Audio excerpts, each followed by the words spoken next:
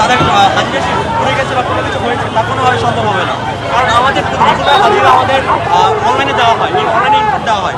দিন আমাদের আরেকটি দাবি হলো নিহতদের সম্পূর্ণ নির্মূল তালিকা দিতে হবে।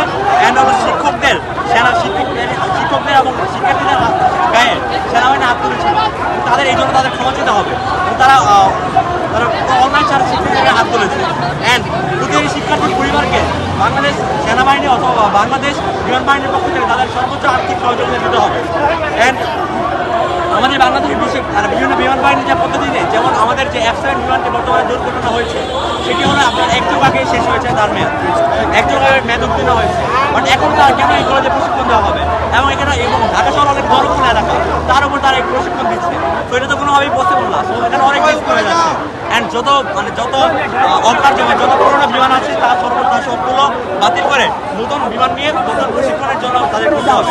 এতে পাইলটেরও জীবনে খেলামেলা হয় এবং আমাদের জীবনে অনেক রিস্কে থাকে। দেন আমাদের এই দাবি যতদিন না মানা হয়, আমরা সবাই রাজপথে থাকবো এবং শান্তিপূর্ণ মানববন্ধন করে যাবো। এবং আমাদের মানববন্ধনে যদি কেউ বাধা দিতে চায় তা ভালোভাবে আমরা প্রোটেস্ট করবো ইনশাআল্লাহ। সবাই বসে বলেন, সবাই বসে বলেন, বসে বলেন।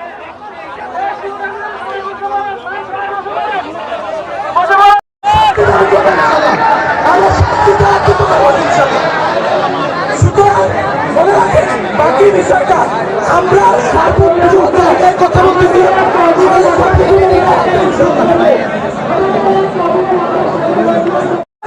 আমরা প্রত্যেকে ইনশাআল্লাহ মাঠে নামবো, আমরা সহযোগিতা করবো আমাদের ভাইদেরকে, আমাদের শহীদ ফ্যামিলি সহযোগিতা করবো। এটা আমাদের মাথায় রাখতে হবে। দ্বিতীয়ত আপনারা মনে রাখেন এখানে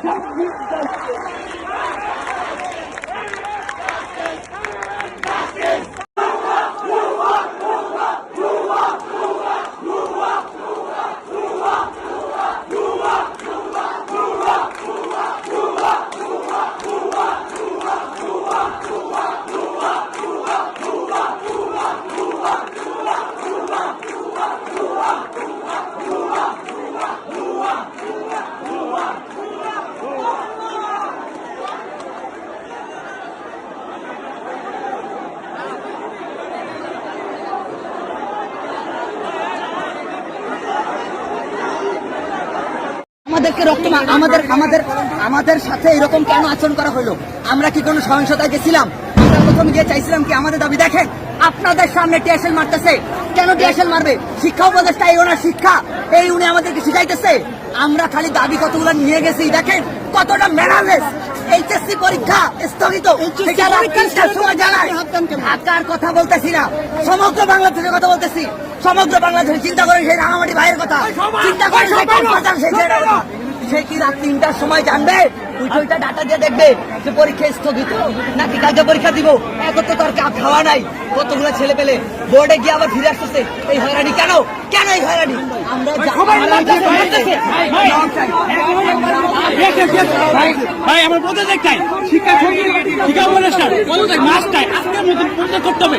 আমাদের পুলিশদের আছে আর তো ভাইদের মারতেছে কোন ধরনের শেখ হাসিনা আমলে করতে হবে। কিছু মানুষ যাদের হচ্ছে রাগের কারণে ক্ষোভের অসুবিধা হয়ে কিছু গাড়ি ভাঙচুর করছে, আমরা কিন্তু তাদের পক্ষে নাই। আমরা বলছি যা আমরা কোনো গাড়ি ভাঙচুর করবো না, আমরা গাড়ি ভাঙচুর করার পক্ষে না। আমরা দাবি চাই